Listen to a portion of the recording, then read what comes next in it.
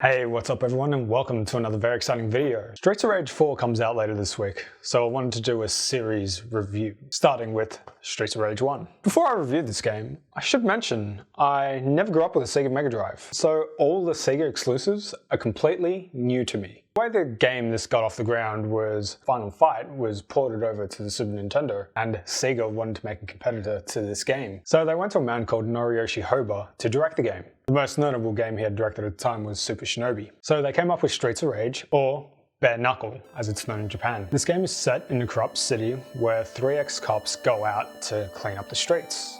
Adam, Axel, and Blaze. They quit the force because of all the corruption that was going on. Each of these three selectable characters have unique traits. Blaze is the fastest, Adam is the strongest, and Axel is the all-rounder.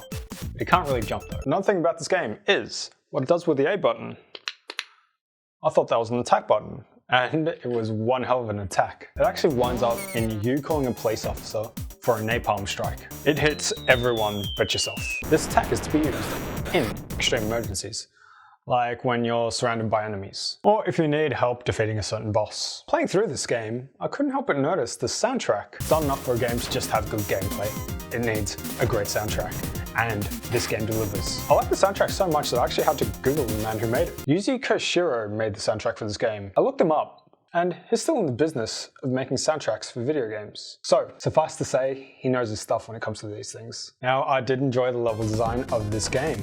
I enjoyed the colors, the settings, the scenery, it was all good. However, the inspiration from Final Fight really shows in this game. If you've played Final Fight before, you will see some similarities in the level design from this game. There are 8 levels, however Streets of Rage refers to them as rounds. And the aim of the game is to take down the leader of the criminal syndicate. One of the things I think this game absolutely nailed in the world of innovation at the time is that it features multiple endings. I can't think of many games that were released in 1991 that had multiple endings.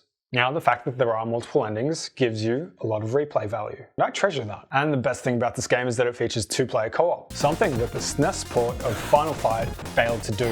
When push comes to shove, this is an amazing game. Dare I say, it's one of the best that the Sega Mega Drive has to offer. It's even one of the best side-scrollers of the 16-bit era. I'm a massive Double Dragon fan, however, this is just as good, if not better. And it is 100% worth playing through today. It's been ported to the iPhone for Christ's sake. Anyways, that's all from me. Don't forget to smash that like button and don't forget to subscribe. See ya.